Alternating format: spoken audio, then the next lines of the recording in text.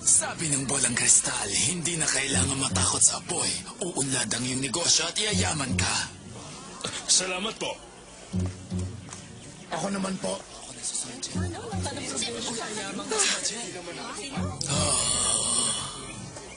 Tumabi nga kayo! Paranin niyo ako! Makinig, sabi ng bolang kristal, kung gusto mong humaba ang buhay mo, kailangan bawasan mo ang pagkain at araw-araw kang mag-ehersisyo. Yun lang?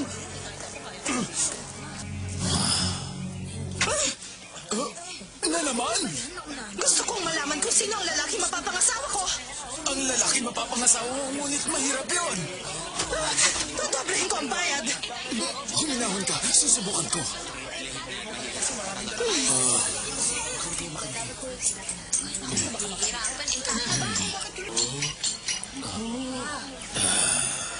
Bilisan po ninyo! Sandali lang. Sino po siya? Ano pong pangalan niya? Maghintay ka lang. Ang tagal naman ninyo, nagsisimula na po akong magduda sa kakayahan ninyong manghula.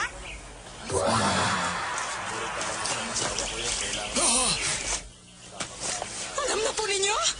Hindi ko alam ang pangalan niya, ngunit kasalukuyan siyang dumadaan sa harap ng toldang ito. Ngayon na po? Oo, nariyan na siya sa labas. Habulin mo! Ay, naku, paraan! Sandali lang, Ginoo! Ako si Magel, ang anak ng panadero. Sabi ng manghuhula, tayo raw ang naitadhanang maging mag-asawa. Ganun ba kinagagala kitang makilala? Salamat. Nagustuhan na rin siya ng lalaki. Ang manghuhula. Tama si Mama Katrina. Madaling hulaan ang mga iyon. Sige, matulog na kayo at maaari ba huwag niyo na akong gambalain? Opo. Ang hindi ko lang alam kung paano niya nahula ang makakapangasawang anak ng panadero at mayaman pang lalaki. Katrina, sandali lang. Ha? Ang anak ng panadero? Yung mataba? Oh. Opo, nabalitaan po namin ikakasal na siya. Hindi po ba't sinabi niyang hindi na siya makakapag-asawa dahil sa kanyang itsura? Pagkatapos po magpahula ng anak ng panadero, nakilala niya sa labas ng tolda ang lalaki. Magiging enggrande daw po ang kanilang kasal.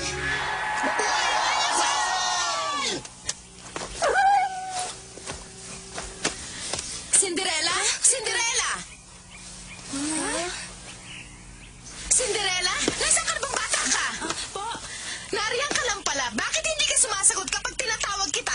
paumanhin po. Ano po bang maipaglilingkod ko? Pagkatapos mo maglinis ang bahay at maglaba, pumunta ka sa bayan at sunduin ang manghuhulang pinag-uusapan ng marami. Manghuhula? Opo. Nabalitaan ko na rin yun. Gumagamit daw siya ng bolang kristal. Isang manghuhula? Sana hindi siya nagpapabayad. Sana nga dahil wala akong babayad sa kanya. Gusto ko rin sana magpahula sa kanya. Ha? Kailangan na nating umalis. Baka mahirapan tayong hanapin ng manghuhula. Maraming salamat po sa inyo. Wala ka naman, Cinderella! Tayo na.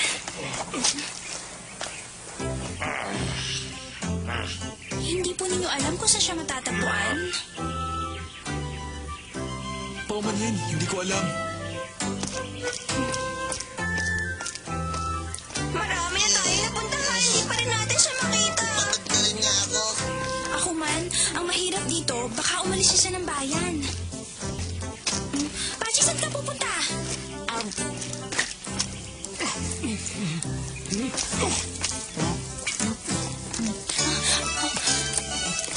Alam ko nagugutom ka na, Pachi.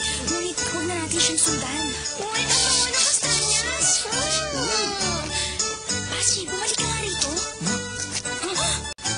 Sinusundan ako ng asa mo. Bakit hindi mo talian? Paumanhin, hindi naman siya laging ganito. Ito pala. Doon ko nabili ang mga kastanyas na ito. Ngunit wala akong perang pambili. Huwag ka sanang magagalit. Ngunit maaari mo ba silang bigyan para hindi ka na nila sundan?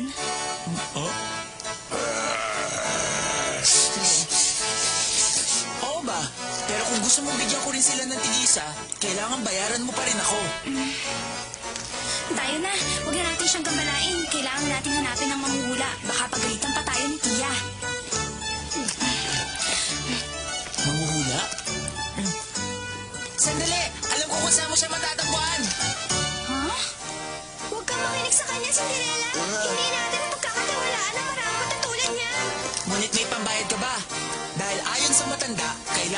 ipapalit ang lahat ng panguhula niya. May ibabayad sa kanya ang tiya ko. Kung ganon, sasabihin ko sa matanda na pumunta ngayong gabi. Saan ka nakatira? Huwag ka makinig sa kanya, Cinderella! Sana hindi mo sinabi sa kanya kung saan tayo nakatira. Oo nga, wala akong tiwala sa kanya. Sa palagay ko naman, hindi naman na tayo lolokohin. Maaaring kilala niya ang manghuhula, ngunit hindi naman niya ito papupuntahin. At kapag hindi pumunta ang manghuhula, lagot ka na naman sa tiya si Lilo mo. Ipapaliwanag ko na lang sa kanya. Magmadali na tayo umuwi. Kailangan ko pa maglinis at magluto ng hapunan para sa kanila. Tayo na!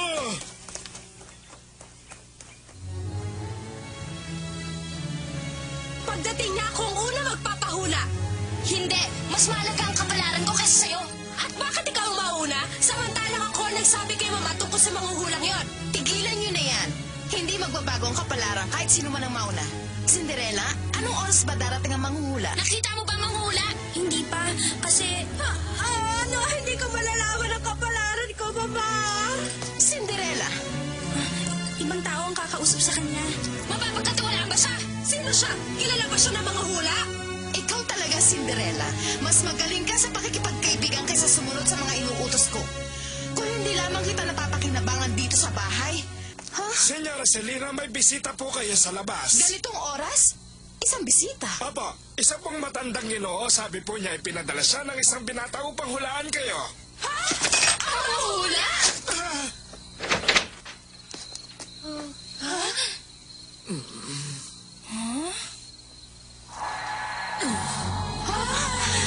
Ako ang manghuhula. Ano man ang nais ninyong malaman tungkol sa inyong kapalaran, makikita ng aking bolang kristal.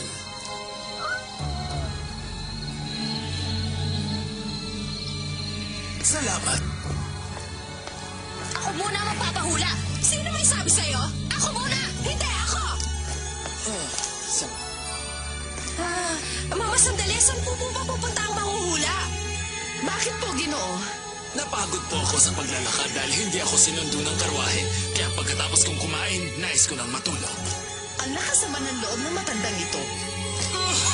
Bukas ko na lang kayo hulaan. Kung ganon, maghihintay pa pala kami. Sige na nga, bukas na lang. Cinderella, ipaganda mo siya ng makakain sa kusina. Bantayan mo mabuti, baka kung ano pang gawin niya.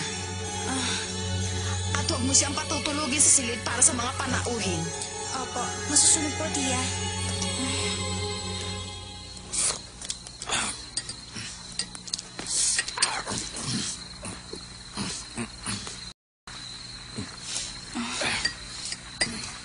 Paingipang.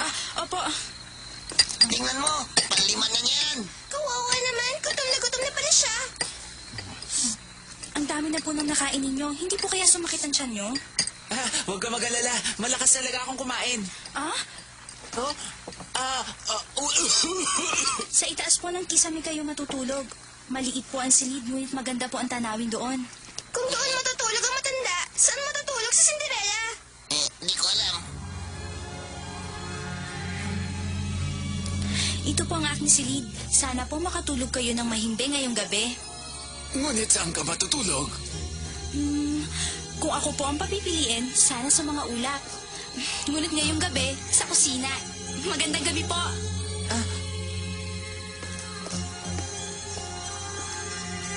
Napakabait niya.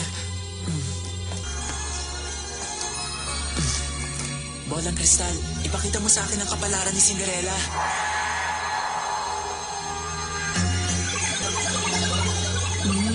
Ano ito?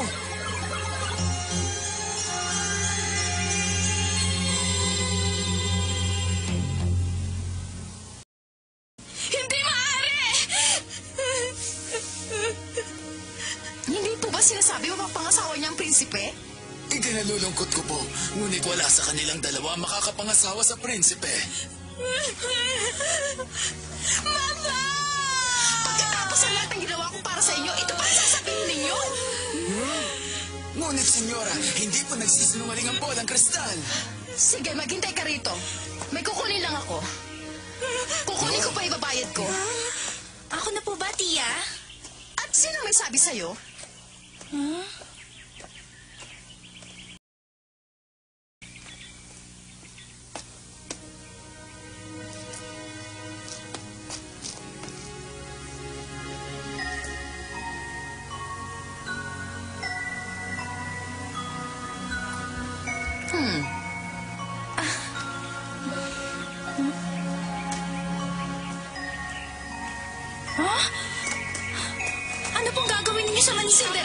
tapusin mo na ang paglilinis ng bahay pagkatapos ipaganda mo kami ng tiyaan.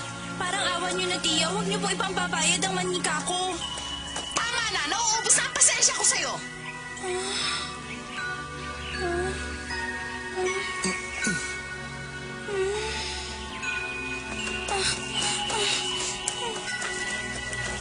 Heto, mamahalin po ang antigong manikang ito.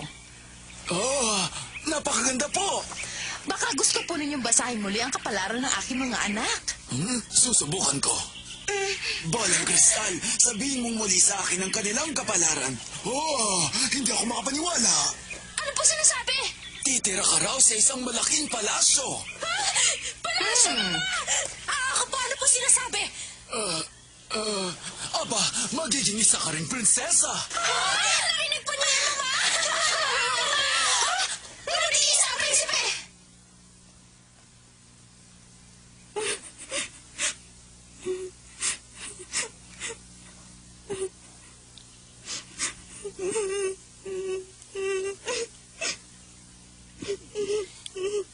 Cinderella, Cinderella, huwag ka na umiyak. hindi kami papayag na gawin nila ito sa'yo. Hahanap kami ng paraan para ibalik sa'yo ang manika mo. Maraming salamat sa inyong dalawa. Talagang maasahan ko kayo. Ang manikang yun kasi ang tanging alaalang na iwan ng aking nasirang ina. Makiusap na lang kaya tayo sa manghuhula. Siguro naman maaawa siya sa'yo. Siguro nga. Tama kayo. Pierre, ihatid mo na ang ginoong ito. Masusunod po, senyora. Sakay na po kayo. Salamat at hindi na ako maglalakad. Salamat po muli. Paalam. Huwag mo akong hilahin, Pachi. Baka mapunit ang damit ko. Sundan natin siya. Ngunit masyadong mabilis na sinasakyan nilang karwahe. Kaya nga lalong dapat natin bilisan.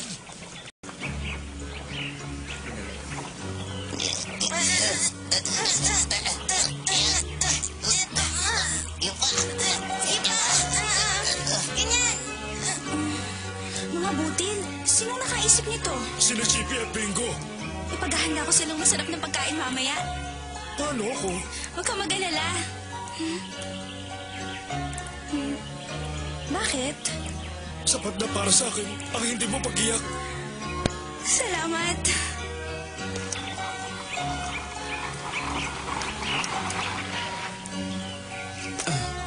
Sigurado po ba kayong ayaw na ninyong magpahatid sa harap ng inyong bahay? Hindi na po. Maraming salamat. Ah,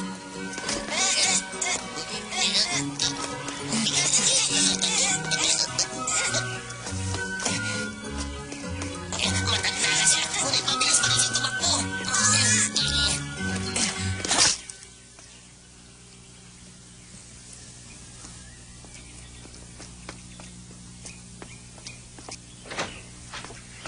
Ay, salamat.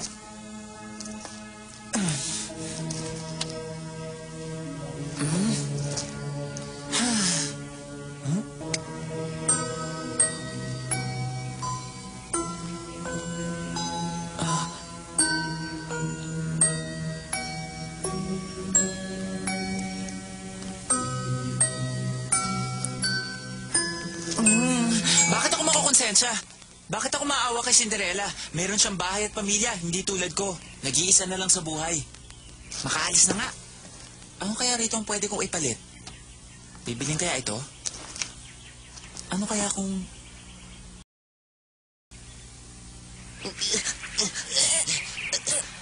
Paumanhin, Cinderella. Ngunit hindi namin naabutan ng manghuhula. Ang bilis pala niyang tumakbo, para siyang bata. Oo nga, Cinderella. Nakita mo rin sana nang talunin niya ang pader. akong bahala. Makikita rin natin siya.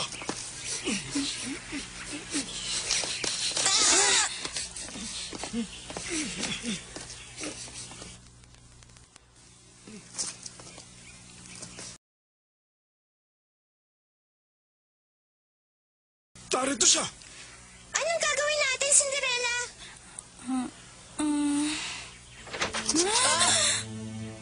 Hindi ba di ka nakausap ko kahapon? Bakit ka narito? Bakit nasa yung manika ko? Kwan, ibinigay ito sa akin ng manghuhula bilang pasasalamat. Sa akin na ngayon ito. Iyan ang huling alaala ng aking ina. Pakiusap, ibalik niyo siya sa akin. Ganito na lang. Sabihin mo ang gusto mong kapalit at ibibigay ko ito sa'yo. Sabi ng manghuhula, malaking halaga raw ang makukuha ko sa manikang ito. Kaya ipagbibili ko na lang. Ano yan? Ang sama naman ang ugali mo. Hindi naman talaga sa'yo ang manikang yan. Wala kang awa. Talaga makasarili si Stefan. Ibigay mo Lalo naman na yan sa sa akin. na mamahaling manika. Nakikiusap ako.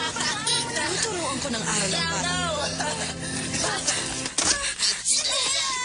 Cinderella, alam mo kasi amoy ng lalaking ito ang matandang manghuhula. At magsintaas sila. Kaninang bahay ito? Sa manghuhula, bakit? Hoy! Ano ang mga ito? Ano pa? Di balbas at kapa? Nagpapanggap ka lang na isang mahuhula. Nililin lang mo mga tao rito. Kung ano-ano pa ang sinasabi mo, ginagawa mo pa akong isang sinungaling. Kung ganon, sino nagbabalat kayo? Bakit hindi mo tanungin ang nakatira rito? Ay, nako, ang gusto ko'y magsabi ng totoo ang batang ito. Ang totoo, ako ang nagsusuot ng itim na kapa at balbas na yan. Nagpapanggap akong isang manghuhula at binabayaran ako ng mga bagay na pwede ko ipagbili. Ba't ko nasabi yun? Ha? Bakit mo pa ako dinala rito? Ibinalik ko na naman sa iyo ang manika mo. Ngayon, kumato ka at sabihin mo sa tiya ko ang totoo. Ibalik mo ito sa kanya. Hindi naman niya dapat ibinayad sa akin ang manikang hindi naman kanya. Sasabihin ko na lang na ipinagbili ko sa iyo. Sasabihin ko na lang ang totoo. Wala namang mawawala sa akin. Sandali! Huh? Bakit kayo narito? Senyora Selina, may nakita na naman po akong muli sa aking bolang kristal tungkol po sa kapalaran ng inyong dalawang anak. Talaga po? Ano po yun? Nagsinungaling po ako sa inyo kanina. Ha? Gaganda ang kanilang kinabukasan kung magiging mabait at masipag sila. Ngunit yun ang una mong hula sa kanila. Nakalusot ako! Hindi man lang niya tinanong sa akin ang tungkol sa manika, Cinderella. At ngayon, ikaw naman ang huhulaan ko.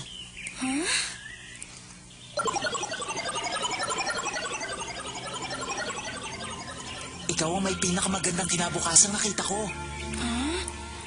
Gusto ko sanang maniwala. Ngunit alam ko binibiro mo lang ako, Stefan. Hindi ako nagbibiro, Cinderella.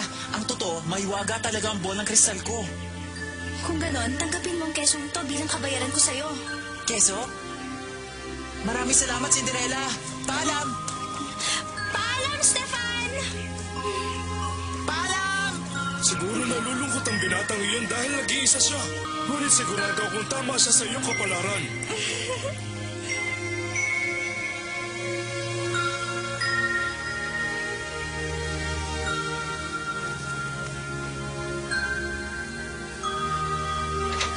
Makinig kayong dalawa. May pagbabago sa inyong kapalaran. Kailangan ninyo maging mabait at masipag.